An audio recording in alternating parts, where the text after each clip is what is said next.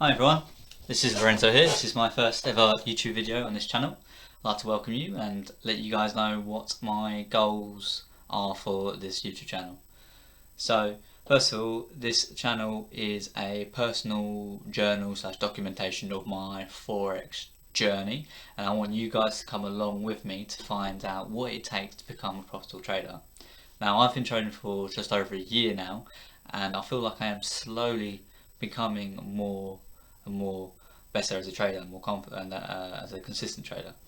I understand that it takes a lot of commitment to become a trader, and you have to also lower your expectations as to what you want to get out of it. As in, you can't expect to get rich overnight. This is something I've realised over the past few months. So I have lowered my expectations. I have found that this has increased my my strike rate overall, so my profits. I also think it's important to have a strong mindset when trading. So a bit about me. I'm 22 years old. I am currently working a 9-to-5 job as a trainee accountant, so I am still studying whilst working and also studying the Forex market, so you can see that I have a lot involved. However, I am not going to let this stop me from becoming a profitable trader. So I hope you guys enjoy this video. I am now going to talk to you about my trades for this week, which were pretty good actually.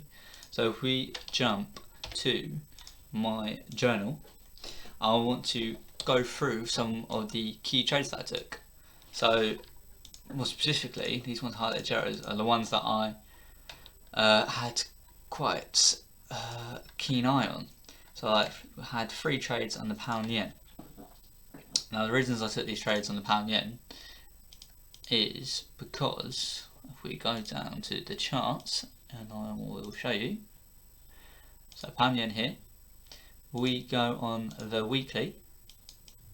So we can see here we've got some strong support here, which was broken, and now look, our resistance. It is a very strong level, as we know. With the higher time frames, levels like these become more significant. Price reacts often a lot. So here we can see also we've got 61.8 and the trend line as well. So I took a trade off here, and I initially targeted this daily 200 SMA. Just to let you guys know quickly, I used 100 and 200 SMA. I just find they're just more reactive to price, or price is more reactive often. So I took one trade off of here and targeted here, but it could have gone even better if I took 2 trades. So one here, TP1 here and TP2 here, the 100 SMA. So that was a good 130 pips profit. But what I've been finding over the last week is that I'm not letting my trade run enough. If I let this trade run, that's 440 pips.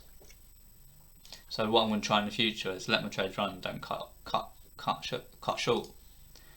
So my next trade, another pound pair, it's pound USD. So let's go to the pound dollar. This is the same scenario as the pound yen.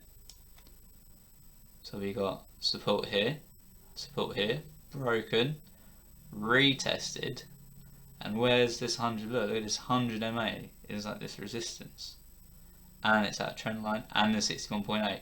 Look at all those confidences. This is key. This is what I look for, and it's also on the weekly, which is even more significant. Look at that, and also this price action here, the daily. A lot of sellers came off here. This pin bar here, very strong level. So I would have targeted this 200 SMA first, and then 100. This is something I'm definitely going to start doing. I think the only reason I didn't target this TP2 is because this here is a bit risky, quite a strong level here, but I just didn't respect it whatsoever. That was a good trade. If we look at my Aussie Swiss, now I really thought this trade was going to be a nice one because the setup looked really nice for me. So we go, so the Aussie Swiss is here. So I took this trade on the 4 hour. and I had my trend line. It wasn't quite like this. It was like this here. My trend line was like this. Let's get rid of this here. This was our analysis. So I took my trade here, which was off this 4-hour 100 SMA, and I think it was from a fib also. It had a fib on it. Yeah, no, it didn't actually. No fib. Oh no, it did. This fib here, 61.8. So I had three confidences here. But as soon as I took that trade off this here, it hit my stop loss straight away, because I was hoping price would bounce off this all the way back up here, first TP, and possibly take a short here, back down. However, this did not happen. This just completely took me out. That's what happens, I guess, in the market. You win some, you lose some. But I was looking at this for a possible re-entry to downside off this trend line. This fib retracement as well, 50%. So what I'm going to do with this trade, just wait a bit, look for further confirmation, because this is something I did wrong here. I didn't look for confirmation, didn't look for bullish price action. It was just look these down bar, look down bar, down bar, down bar, down bar. It's just obvious. I shouldn't have taken that trade, but obviously hindsight, you know. So next week I'm going to be looking for bearish price action. If I see something nice like a bearish pin bar, something with good volume, I'm going to take the trade and target either this low here or even here, this support here, which is in line with the 200 MA. Now something when I look at trades, I like to look at volume as well. So what volume's telling me about. So like here, even actually here, look, this is an entry here possibly, because we've got quite decent volume, and this is after trading hours. This is at 8, so decent volume for its session. So that shows me there's quite a few selling coming on here. Look at this bar as well. Very high volume. You expect this to be a lot higher, this bar, but however, look, not much. So it's just signaling to me that there's some weakness in the market. So I'm definitely going to keep my eye on this Australian Swiss pair. We've also got the risk off coming on a bit with the stock market's falling a bit, retracing. Look, that's retracement here. So what that typically does, it means like the Australian dollar or the risk on currencies start falling off, and the risk off currencies come back. So like the Swiss is a risk off currency, so it's going to come back up. So the next trades is the which is the US dollar, which I'm currently in. It's in the green, like what we like to hear. So I took this trade based on this bar here, this strong bearish engulfer on the daily. Got a lot of room to the left, got some weakness here. Look at these wicks here, quite strong wicks here. So this 200 weekly simple moving average as well. Some resistance here. So I thought that was a good level to trade off. If we go down a bit, go to the 1 hour. If we look here, we've got a very weak environment. We've got multiple touches here on this resistance. 1, 2, 3, 4, 5. 5 touches. Got a bearish pin bar, high volume. Got indecision candle here as well, very high volume. A lot of weakness. Look here. Got high volume here. That doesn't make sense, because look at the volume on this bar compared to this one. So that's just indicating that there's selling coming on.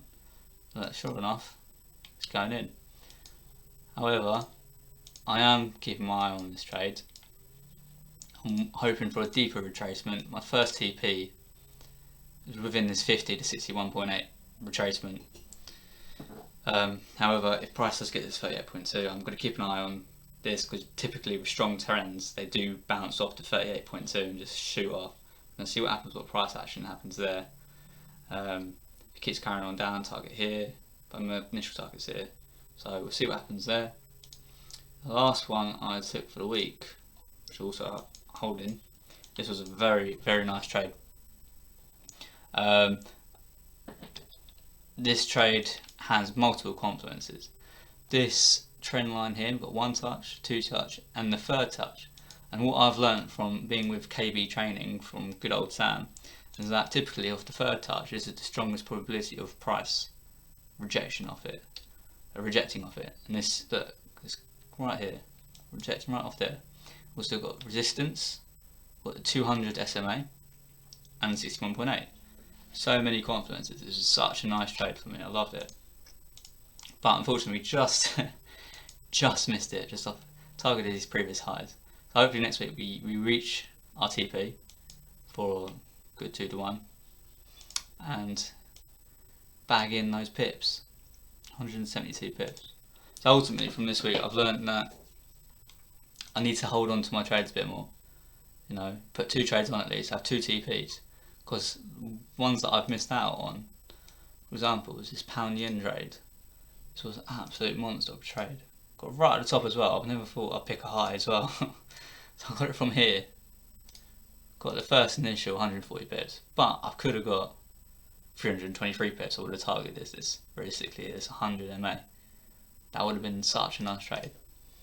Also, it would have been up even more if for some reason my trading account wouldn't let me take this trade here, the Australian yen off here. I had 2 positions open for this one. Initial TP, so entry here, stop loss up here, and TP here, lower lows. Initial TP, and the second one would have been here. This was 250 pips. Other one would have been just about 100 pips. Would have been some nice pips in the bag. However, we move on. But overall, we are looking very well this month. We are up 4.74%, so almost 5% for the week, for the last 2 weeks, sorry, which is 2,300. 44% strike rate, and this week's been overall very good. As you can see here though, just a little example of like the power of risk to reward. I had, out of these 6 trades, 5 of them were losses, 1 of them won, and I still came up in profit, 2,000 or so, came up in profit £520. Very nice risk reward, good profit, I'm on top, I'm happy with that. This week, at the moment, £1,850.54. These 3 trades still on, which are also in profit, so we are looking very, very good. So I hope you guys enjoyed this video. I hope you found it interesting and somewhat educational. I certainly did. I found a lot about myself with trading. I should keep my trades on for longer. Look for better entries, wait for further confirmation rather than just coming off like a trend line or a fib retracement. Just have further, like some sort of price action, like a pin bar or a bearish engulfer or something, just to confirm the trend direction or the direction of the trade. But overall, good week. I am happy with it.